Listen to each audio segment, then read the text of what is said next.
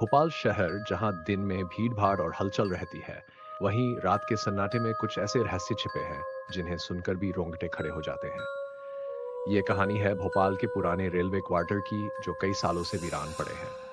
Railway कर्मचारियों के परिवार कभी यहाँ रहते थे, लेकिन आज इन क्वार्टर्स में कोई रहना पसंद नहीं करता, क्योंकि लोग कहते हैं, यहाँ किसी अनजानी आत्मा का साया है।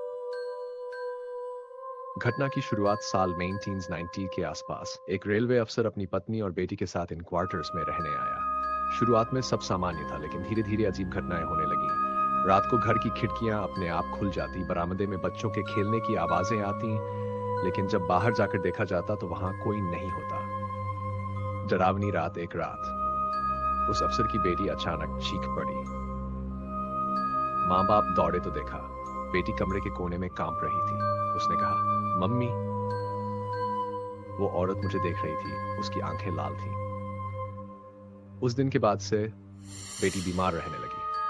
क्वार्टर्स का राज पड़ोसियों से पूछताछ करने पर पता चला कि कई साल पहले इसी क्वार्टर में एक महिला ने आत्महत्या कर ली थी। कारण कोई नहीं जानता, लेकिन कहा जाता है उसकी आत्मा अब भी वहीं भटक रही है। गार्ड की गवाही, एक रेलवे गार्ड ने बताया, रात को जब मैं ड्यूटी से लौट रहा था तो देखा उसी क्वार्टर की खिड़की में सफेद कपड़ों में कोई औरत खड़ी थी, लेकिन जैसे ही मैं पास गया, खिड़की अपने आप बंद हो गई। आज का हाल, आज वो क्वार्टर्स वीरान वीरान पड़े। लोग वहां से गुजरते तो हैं, लेकिन रुकते नहीं। रात को तो रेलवे कर्मचारी भी उस रास्ते से अकेले नहीं जाते। कहते हैं कि अभी आधी रात को उन कमरों से किसी औरत के रोने की आवाजें आती हैं। कभी खिड़की से झांकती परछाई दिखती है, तो कभी सन्नाटे में कदमों की आहट सुनाई देती है। रेलवे स्टेशन लगभग सुनसान पड़ा हुआ था। प्लेटफॉर्म पर बस कुछ लोग ही बचे थे।